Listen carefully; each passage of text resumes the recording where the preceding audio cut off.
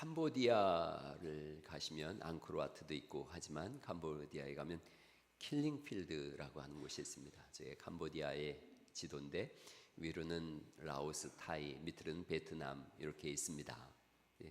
킬링필드라고 하는 곳이 있습니다. 1975년 폴포트가 이끄는 캄보디아 민족통일전선 크메르루즈라고 하는 이 단체가 내전을 승리로 이끌었습니다. 근데 이 내전 동안에 50만 명이 죽었어요. 100만 명이 난민이 됐습니다. 캄보디아의 푸놈펜을 점령한 폴포트가 점령한 바로 그 다음 날부터 200만 명의 시민을 한 사람도 남김없이 다 추방했습니다. 입원 중인 노인, 환자, 어린아이 예외가 없었어요. 입은 옷 그대로 그냥 바로 추방을 했습니다. 학교와 병원을 폐지했고 모든 국민은 농민 농장에다 배치를 했습니다. 가족이 해체가 되어지고 5살에서 6살이 되면 부모와 생이별을 합니다. 연애도 인정하지 않아서 국가에서 정해준 사람과 결혼을 합니다. 지식인들을 살해하기 시작했는데 손을 굳은 살이 없으면 지식인이라고 생각해서 다 죽였습니다. 국제 경기에 참가한 경력이 있는 사람은 다 죽였습니다. 글을 읽거나 쓸 줄 아는 사람 다 죽였습니다. 안경을 쓴 사람도 지식인이라고 죽였습니다. 뚜옹슬렘 감옥에 16,000명이 끌려왔는데 10명만 살았어요. 1만 명의 기독교인 중에 9,000명이 살해됐습니다. 유학생들한테 와서 나라를 세워달라고 불러들여요. 국경을 넘는 순간 바로 처형을 했습니다. 학교 교사로 헌신해달라고 그래서 다 죽였어요. 총알이 아깝다고 몽둥이로 때려 죽이기도 하고 그리고 얼굴에 비닐팩을 덮어서 질식시켰어요. 그 일을 21살 미만인 청소년들에게 이걸 시켰습니다. 3년 8개월 만에 베트남에 의해서 붕괴되긴 했지만 그 3년 8개월 동안 100만 명 이상이 죽었어요. 인구 9명당 1명이 죽었습니다. 하루 평균 630명이 죽었는데 저 밑에 있는 저 그림은 자세하게 보여주면 너무 놀라워서 저렇게 했는데 손발에 전부 쇠로다가 철로다가 철사줄로 꽁꽁 감아놓은 겁니다. 위에 있는 건 저런 무덤 그 해골들이 도처에 깔려 있어요. 시체를 매장할 곳이 없어서 집단 매장을 했고 그리고 킬링필드 죽음의 땅이 됐습니다. 12월 3일 내란 사태 비선 핵심으로 꼽히는 노상원 전 정보사령관 수첩에 담긴 내용이 공개가 되어졌습니다. 윤석열 일당이 비상계엄을 선포한 후에 500명을 순차적으로 500명 이상을 체포해서 무자비하게 제거하려고 했던 것이 이 글의 골자입니다. 좌파 세력을 직접 사살하는 대신에 북한의 대가를 지불하고서 죽이도록 구체적인 방안까지 적시되어졌어요. 비상계엄이 선포됐더라면 대한민국 국민 전체를 출국 금지를 시키고 윤석열이 최대 3번까지 대통령을 연임할 수 있도록 권력 구조를 개편하는 안까지 목표화되어졌어요. 부정선거를 이슈로 만들어서 선관위를 무력화하려고 했던 것이 윤석열 장기 집권으로 가는 어떤 그런 프로세싱 과정 중에 하나였던 거예요. 하나님이 없는 인생, 악에 물든 세상은 사실 지옥부원금이나 처절합니다. 오늘 제가 설교 제목을 물드는 사람과 물 들이는 사람, 물 들고 있는가 나는 물을 들이고 있는가 하는 거예요.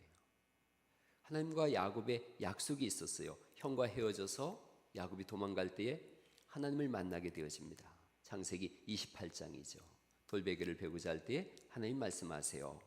네가 누워있는 땅을 내가 너와 네 자손에게 주겠다. 창세기 28장 13절부터 있는 말씀입니다. 너를 이끌어서 네가 어디로 가든지 너를 지키고 너를 이끌어 이 땅으로 돌아오게 할 것이다. 내가 네게 허락한 것을 다 이루기까지 너를 떠나지 않겠다. 너무너무 좋은 거예요. 그래서 그곳 이름을 베델, 하늘의 문 이렇게 졌습니다. 베델이라고 졌어요. 그리고 내가 평안히 아버지 집으로 돌아오게 하시면 여호와께서는 나의 하나님이 될 것이요. 즉 내가 평생 하나님만 섬기겠다는 거예요. 그리고 내가 기둥을 세워서 이 돌이 하나님의 집이 될 것입니다. 내 모든 것의 10분의 1을 하나님께 드리겠습니다. 하나님은 야곱이 기도한 걸 다 들어주셨어요.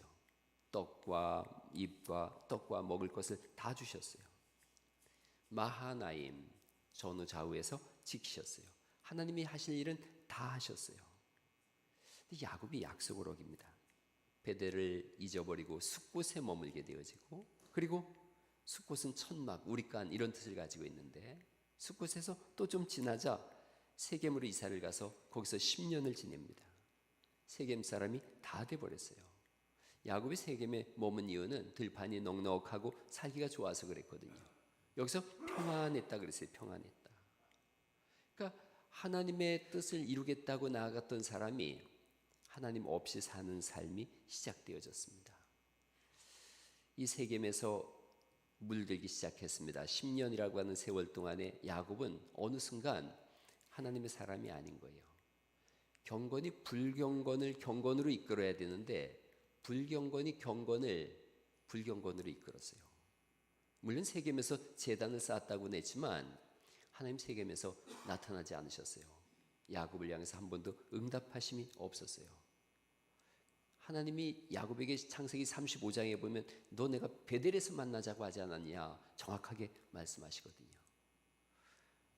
세겜 땅에서 10년을 보냅니다. 그러면서 오늘 본문 35장에 있는 사건이 좀 발발되어지는데 그 딸 디나가 여기를 구경하고 싶어 합니다. 세겜 땅을 보고 싶은 거예요. 장막 생활로 무료했거든요. 심심했어요. 같은 세겜 지역에 있는 아이들은 어떻게 사나 보고 싶었던 거예요. 35장 1절 말씀이 그 말씀인데 35장 1절을 같이 한번 읽어보시겠습니다. 같이 읽어보시죠. 시작. 하나님이 야곱에게 이르시되 일어나 베델로 올라가서 거기 거주하며 네가 내 영 에서의 낫을 34장입니다. 34장 1절 34장 1절을 같이 한번 읽어보시죠. 34장 1절 말씀을 한번 읽어보십니다. 시작. 레아가 야곱에게 낳은 딸 디나가 그 땅의 딸들을 보러 나갔더니 이렇게 말씀하세요. 그 땅의 딸들을 보러 나갔더니 창세기 6장에 보면 하나님의 아들들이 사람의 딸들을 보고서 자기 아내들을 삼았는데 디나가 어느 순간 아버지하고 사는 것이 그 땅에 있는 것이 답답한 거예요. 이 세겜이라고 하는 곳은 애굽으로 가는 각양의 다채로운 문화가 있는 곳이에요. 우상이 만연한 곳이에요. 호기심이 있는 거예요. 10대 소년거려 여길 갔어요. 그리고 아시다시피 한 남자가 접근을 합니다. 그리고 그 남자에게 강간을 당합니다. 2절에 있는 말씀인데 또 읽어보죠. 2절 시작. 히 족속 중 하물의 아들 그 땅의 추장 세겜이 그를 보고 끌어들여 강간하여 욕되게 하고 이렇게 되어졌어요. 타락한 문화 속에 들어가서 큰 봉변을 당합니다. 끔찍한 일이죠. 얼마나 기가 막히겠어요. 세상의 동일한 위험들이 도처에 도사리고 있습니다. 초등학교 교사에게 죽임을 당한 8살 김하늘 양. 갑작스러운 고통을 인해서 모두의 눈물을 흘리게 하고 그 부모는 얼마나 청천벽력이겠어요. 목사가 하는 기도 중에 그런 기도 꼭 있습니다. 우리 아이들이 세상에 나가서 어려운 일 당하지 않게 하나님 지켜주세요 라고 하는 기도가 있어요. 또 부모들을 위해서 아이들을 위해서도 그렇게 합니다. 이 아이가 어려서 부모가 잃지 않도록 하나님 우리 부모들의 생명도 지켜주세요. 세상의 문화와 충동이 일어났을 때에 이 사람들이 물들기 시작했어요. 여러분 이 딸이 강간당하고 그 다음 상황은 점점 더 점입가경으로 어려워집니다. 7절에 있는 말씀을 한번 볼까요? 7절에 야곱의 아들들은 들에서 이를 듣고 돌아와서 그들 모두가 근심하고 심히 노하였으니 분노합니다.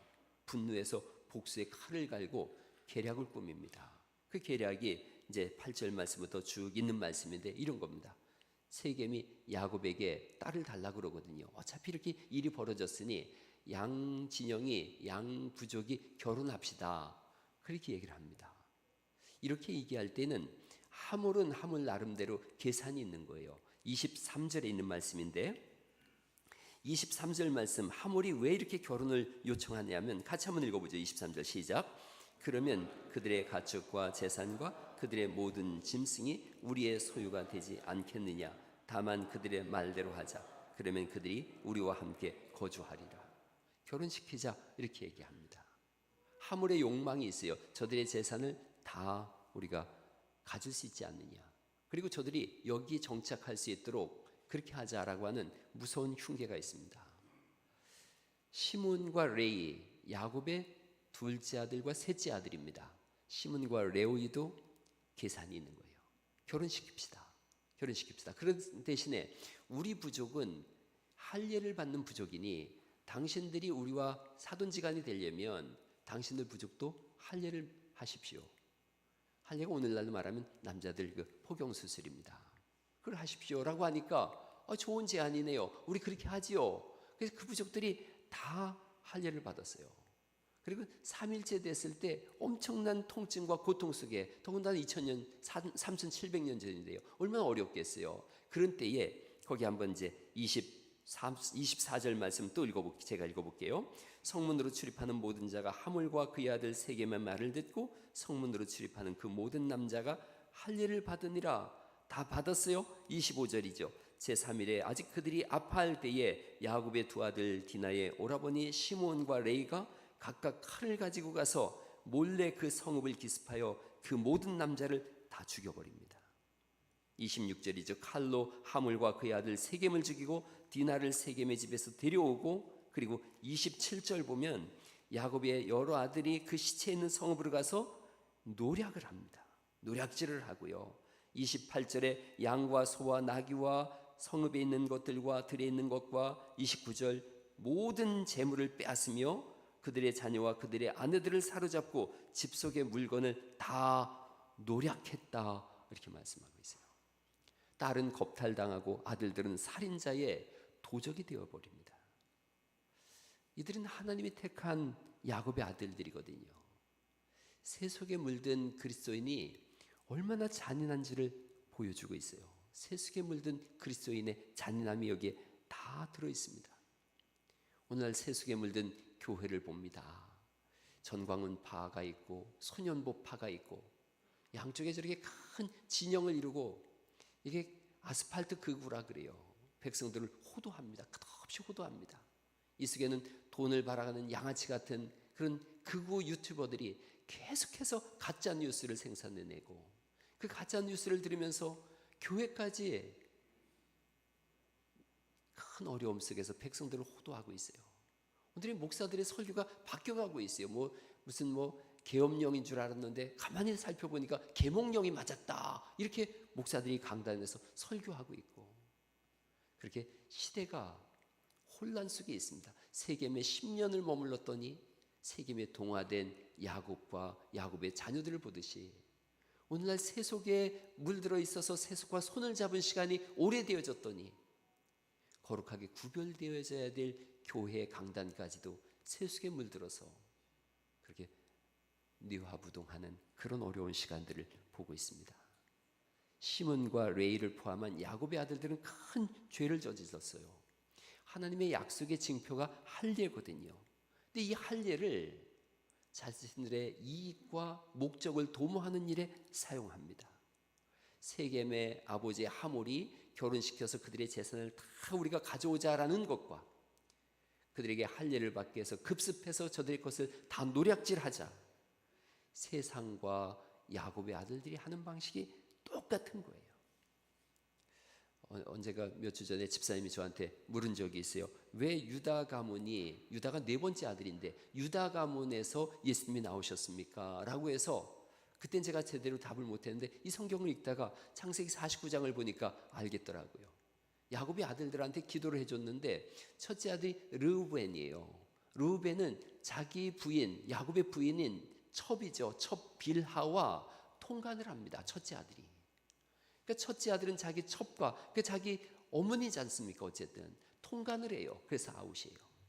둘째 아들 시몬과 셋째 아들 유다 레이가 이렇게 이 족속을 완전히 멸하는 일에 앞장을 서요.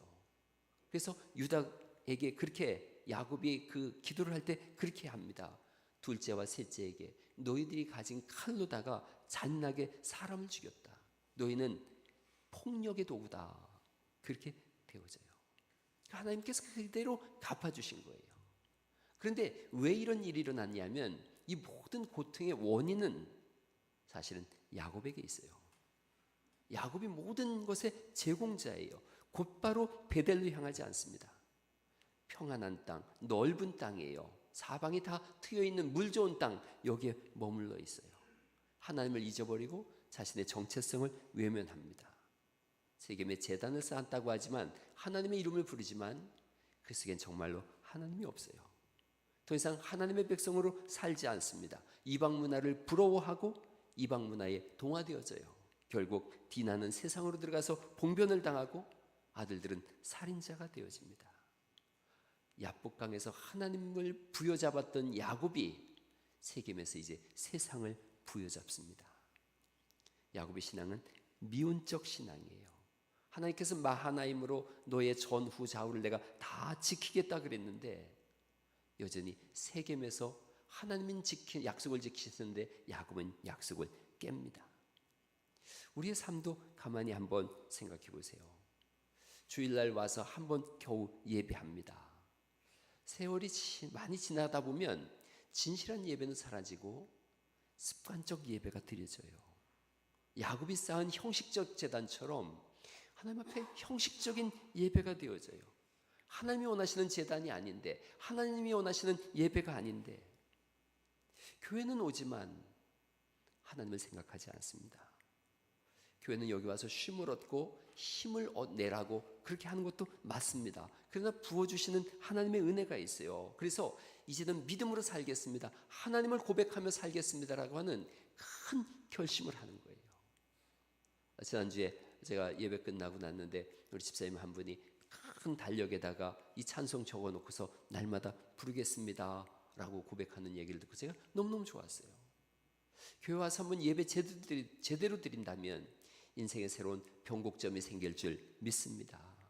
예배가 인생 전체를 결정짓는 거예요. 살아있는 예배, 하나님이 받으시는 예배.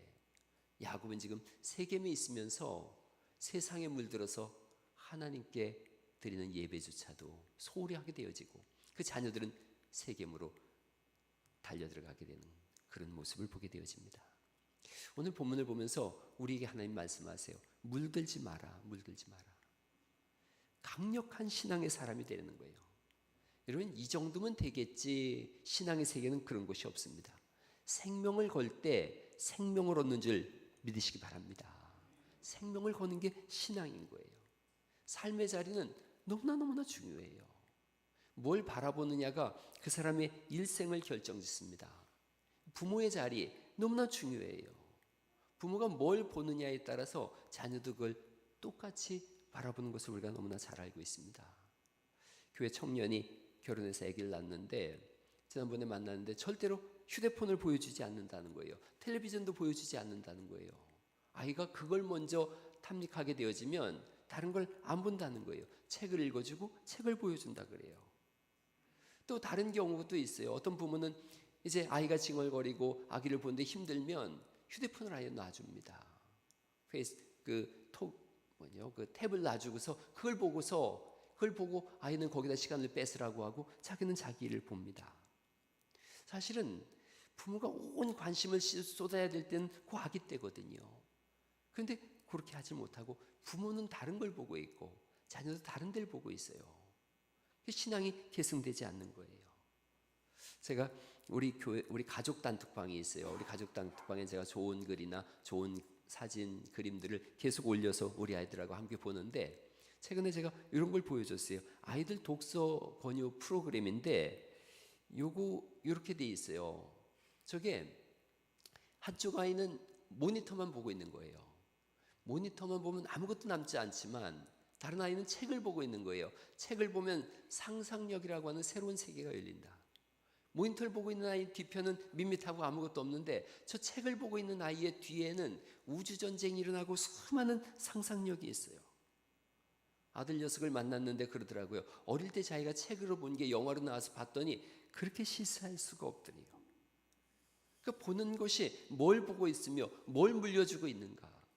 내가 지금 신앙에 물들어서 제대로 우리 아이에게 신앙을 물들이고 있는가, 아니면 세상에 물들어서 아이에게 나도 모르게 세상을 물들이고 있는가. 디나는 세겜으로 갔다 큰 상처를 입어요. 세상의 문화에 동화돼서 그래요. 제가 우리 교회 청년들하고 대화를 나누면서 챗 GPT 활용법을 제가 얘기를 해줬어요. 저는 챗 GPT를 잘 활용하는데 보통 틈날 때마다 챗 GPT한테 이렇게 명령을 합니다. 토익 문제 10개 내줘. 토익 문제 10개를 풉니다. 또 얘기해요. 구동사 5개 알려줘. 또 일상 영어 회화 중에서 내가 그 비행기를 탈 때는 어떻게 해야 되는지 알려줘. 그러면 챗 GPT가 정확하게 구문들을 알려줘요. 그리고 어려운 영어 문장이 나오면 요거를 문법적으로 설명해줘. 그러면 잘 설명해 줍니다. 오늘 설교 제목도 제가 물들이는 사람, 물드는 사람, 이걸 챗 GPT한테 물어보면서 이걸 영어로다가 한번 해줘봐. 그랬더니 챗 GPT가 알려주더라고요. Everyone is both someone who influences and someone who is influenced. 이렇게 했어요. 사람은 누구나 물들기도 하고 물들이기도 합니다. 라고 알려주더라고요. 그래서 뭘 보여줘야 되는지를 우리가 알려주면 좋겠다 생각해요. 게임 보고 만화 보고 소소한 검색을 하고 이렇게 하라고 이걸 쓰고 있는 것이 아니라 삶을 풍요롭게 하는 일에 사용해라. 세상을 물들지 마라. 세상에 물들어서 신앙을 양보하지 마라. 믿음의 자리를 굳건하게 지켜라. 야곱이 지금 세겜에 머물면서 세상에 물들다 보니 자녀들이 똑같은 일을 하는 거예요. 여러분, 물들지 않으려면 물들여야 돼요. 공격이 최선의 방어예요. 물들지 않으려면 물들여야 되는 거예요. 우리 교회 비전 중에 하나가 문화를 개혁하는 교회예요. 저렇게 써 있어요. 소망, 문화를 개혁하는 교회. 마태복음 8장 3절에 예수께서 손을 내밀어 저에게 대시며 가라사대 내가 원하노니 깨끗함을 받으라 하신대 즉시 그의 나병이 깨끗하여진지라. 무슨 내용이냐면 나병 환자에게 손을 대면 나병의 그 병균이 내게로 옮아서 나를 더럽힌다고 생각하는 거예요. 나병 환자는 손을 대지 않습니다. 근데 예수님이 나병 환자한테 오히려 손을 대요. 손을 대자 예수님의 거룩함이 나병 환자의 더러움을 덮어버립니다. 그래서 그가 거룩해지고 깨끗해지게 되어져요. 성경은 우리에게 물들지 말고 물들이는 사람들이라고 말씀하시는 줄 믿으시기 바랍니다. 물들이는 사람, 그들이 그리스도인이에요. 오래전에 제가 자체미난 얘기 들은 거 있어요. 여러분한테 한번 들려준 적이 있는데 어떤 성도님 가정에 앵무새 한 마리씩을 키웠는데 한쪽 앵무새는 꼭 사람이 먹이를 주면 야 이 새끼야, 야 이 새끼 하고 욕을 하는 거예요. 다른 쪽 앵무새는 먹이를 주면 할렐루야 하는 거예요. 그러니까 이 야 이 새끼 하는 그 성도님이 야 2마리를 좀 같이 놔주자. 같이 놔주면 우리 야 이 새끼도 배워서 할렐루야 하지 않겠냐. 그래서 일주일을 같이 놨어요. 일주일 같이 놔놓고서 이제 먹이를 줬더니 한쪽 먹이를 줬더니 여전히 야 이 새끼 하는 거예요. 그래서 다른 쪽 할렐루야를 줬더니 뭐 이 새끼야? 그러다가 너무 쉽게 물드는 거예요. 그것도 좋은 쪽으로 물드는 게 아니라 악한 쪽으로 물드는 거예요. 이런 성도는 강력한 신앙의 사람으로 세상을 바꾸는 사람들인 줄 믿습니다. 불평하는 사람과 칭찬하는 사람 둘이 만나면 누가 이기느냐? 성령으로 충만한 사람이 이기는 거예요. 불평하는 사람과 칭찬하는 사람 보통은 불평하는 사람을 따라가더라고요. 원망하는 사람과 감사하는 사람, 놀러가는 사람과 예배하는 사람, 악령의 사람과 성령의 사람 누가 이기는가? 아프리카에 내려오는 유명한 전설을 말씀드린 적이 있어요. 검은 개와 흰 개가 싸우면 어떤 개가 이깁니까? 먹이를 많이 주는 개가 이깁니다. 어떤 개가 이기는지 몰라요. 먹이를 많이 주는 개가 이깁니다. 악령의 사람과 성령의 사람 누가 이기는가? 누가 더 충만한가가 이기는 거예요. 물드는 사람과 물들이는 사람 누가 이기는가? 누가 더 하나님께 가까이 있는가가 이기는 거예요. 예수님께서 강력한 유혹에 직면했어요. 마귀가 와서 얘기합니다. 나한테 절하면 세상을 주겠다. 예수님은 세상이 주는 달콤함과 그 영광이 얼마나 헛된 것인지를 알아요. 물들지 않습니다. 오히려 예수님의 십자가가 온 세상을 붉게 물들이고 구원의 문을 여신 줄 믿습니다. 지금은 세상은 그런 강력한 그리스도인들을 보기를 원하는 절박한 시대를 우리가 살아가고 있습니다. 우리가 지금 해야 될 일이 강력한 그리스도인으로 오히려 세상을 정복해 나가는 일입니다. 예배에 강력한 예배가 있고 뜨거운 기도가 있고 하늘을 향한 찬송이 있는 그런 믿음의 사람들, 자녀들에게 정말로 신앙을 제대로 전수해 나가는 그렇게 신앙으로 물들이는 사람들. 여러분, 이번에 다음 주부터 이제 사경회가 있습니다. 사경회 때 오늘까지 우리가 성경 필사를 하자 그랬어요. 고린도전서를 한번 전부 써보세요. 그래서 기회를 한 주 더 드립니다. 다음 주까지 한 주를 더 드릴 테니까 꼭 쓰셔서 다 쓰신 다음에 자녀들한테 한번 줘보세요. 엄마의 글씨, 아빠의 글씨로 고린도전서 1장부터 쭉 차근차근 쓴 자녀에게 그걸 한번 줘보세요. 오늘 그 1장부터 16장까지 문제를 전부 통합해서 앞뒤로 복사해서 제가 뒀습니다. 그거를 전부 풀어보세요. 풀어서 자녀들하고 한번 맞춰보세요. 야, 이거 내가 풀긴 풀었는데 답이 잘 모르겠다. 한번 나눠보세요. 그리고 다음 주에 있을 이 사경회를 위해서 같이 말씀을 읽으면서 대화를 나눠보시죠. 과연 하나님은 고린도전서를 통해서 우리 교회에게 또 우리 가정에게 뭘 말씀하실까? 그 유명한 믿음과 소망과 사랑 중에 제일은 사랑이라고 하는 말씀이 고린도전서 13장 13절에 있는데, 이 사랑장이라고 하는 13장과 은사장도 여기에 있고, 그리고 고린도전서에 있었던 그 수많은 사건들이 이 속에 다 녹아 있는데, 과연 우리 교회는 또 이 시대를 향한 분열이 있지 않습니까? 고린도전서가 그렇게 어려웠던 이유는 거기에 베드로파가 있고 예수파가 있고 바울파가 있고 그렇게 수많은 찢어진 그런 부분이 있었는데, 성경은 그걸 어떻게 하나로 만들었나? 이 나라가 이렇게 사분오열하는데 답은 뭘까? 위기의 가정이 있다면 우리 가정은 어떻게 이걸 해나갈까? 가정에게, 자녀들에게 믿음을 보여주고 그 믿음의 대화를 나눌 수 있다면 그것보다 행복한 일은 없습니다. 정태기 교수라고 하는 분이 상담 심리학자입니다. 이분한테 어느 날 한 부부가 찾아와서 통곡을 하면서 우리는 도둑 부부입니다. 도둑 부부라서 끊임없이 교도소를 왔다 갔다 했는데, 그런데 그렇게 살다 보니까 어느 날 보니 우리 아들도 교도소에 가 있고 딸도 청주 여자 교도소에 가 있습니다. 우리 집안이 어떻게 해야 되겠습니까? 당신이 상담학자라 그래서 찾아왔습니다. 그랬더니 정태기 교수님이 알려줬답니다. 교회를 가서 예수님을 믿으시오. 교회를 가서 예수님을 어떻게 믿는 겁니까? 난 바쁜 사람입니다. 당신 가장 가까운 교회 찾아가서 어떻게 예수님 믿는지 알려달라고 하시오. 가장 가까운 교회를 갔습니다. 근데 이제 은퇴를 막 앞둔 목사님이시더래요. 그 목사님 되게 지혜롭게 알려주신 것 같아요. 이렇게 얘기했답니다. 성경 100번 읽으면 돼. 그랬대요. 그 성경 100번 읽어서 되겠습니까? 그랬더니 그 목사님이 좀 과격하고 재미있었던 분인가 봐요. 성경 100번 읽으면 된다는데 내 손모가지 건다 그러셨대요. 부모가 성경을 읽기 시작합니다. 성경을 2번, 3번 읽다가 처음엔 뭔 말인지 몰랐는데 5번, 6번 읽다가 통곡이 터져 나온 거예요. 하나님 말씀이 들어가니까 이렇게 살 수밖에 없었나 내가. 저도 로마서를 읽으면서 막 뒤집어져 버렸는데, 성경을 읽으면 정확하게 우리의 죄악을 막 메스르다가 분해하듯이 수술칼로다가 찔러서 쪼개듯이 정확하게 알려주거든요. 통곡을 한 거예요. 아들을 찾아갑니다. 잘못했다. 부모가 아들 면회장소에서 울면서 잘못했다고 하는 거예요. 딸을 찾아가서 잘못했다고 하는 거예요. 날마다 찾아가서 잘못했다고 우니까 아들 눈에서 눈물이 나더래요. 딸 눈에서 눈물이 흐르더래요. 그리고 얼마 뒤에 이 아들, 딸이 특사로 풀려났어요.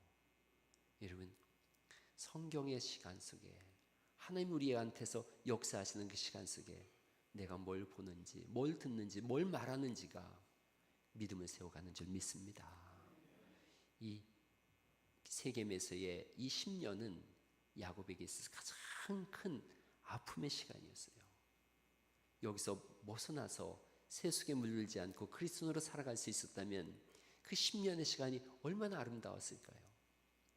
우리의 삶 속에 혹시 그 세겜에서의 10년 같은 시간들이 있었다면 오늘 이 시간 새롭게 바뀌어져가는 그런 시간, 다시 베델로 올라가는 그런 결단이 일어날 수 있기를 간절히 축원합니다. 더 이상 물드는 사람이 아니라 그리스도로 물들어서 이제 세상을 물들이는 사람, 하나님 우리에게 그런 사람을 오늘날 보기를 원하십니다. 지난주에 제가 서울에서 집회가 있어가지고 갔다가 성수역이라는 데에서 지하철을 타는데 지하철마다 시가 적혀 있더라고요. 근데 시를 이렇게 딱 보는 순간 단풍이라고 하는 시인데 그 시를 쓴 분이 김종연 장로님하고 똑같은 동명이인이에요. 김종연. 그리고 2023년 지하철시 공모작이더라고요. 그 시가 너무 좋았어요. 제가 사진을 찍어 왔어요. 이렇게 시가 되어집니다. 한평생 고결하게 살아온 사람은 백발의 모습도 주름주름마다 그만큼 빛나지 않더냐. 네 마지막 빛깔이 이리도 고운 걸 보면 네가 살아온 삶의 하루하루도 참으로 아름다웠나 보다. 다시 한번 읽어볼게요. 한평생을 고결하게 살아온 사람은 백발의 모습도 주름주름마다 그만큼 빛나지 않더냐. 네 마지막 빛깔이 이리도 고운 걸 보면 네가 살아온 삶의 하루하루도 참으로 아름다웠나 보다. 단풍이라는 시예요. 평생을 믿음으로 살아온 사람은 주름조차도 빛난다 생각했어요. 나이 들어서 아름다운 마지막 빛깔이 고운 사람은 평생을 믿음으로 산 아름다운 사람이다. 단풍을 만지면 붉은 물이 든다. 서로를 만났을 때 그리스도로 물들이는 사람으로 살아가자라고 그렇게 써놨어요. 여러분, 물들이는 사람인가 물드는 사람인가, 그리스도로 충만해져서 온 세상을 십자가의 보혈로 물들이는 거룩한 삶을 살아가시기를 예수님 이름으로 축원합니다.